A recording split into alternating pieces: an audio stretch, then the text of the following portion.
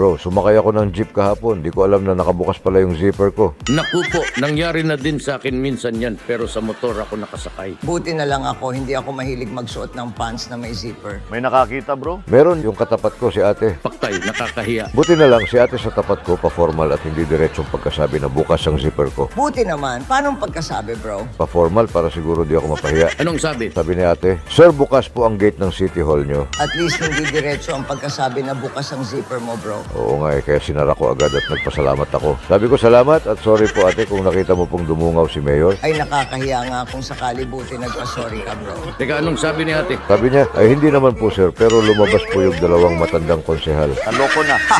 Mga senior citizen na kamo. Akala ko rambutan.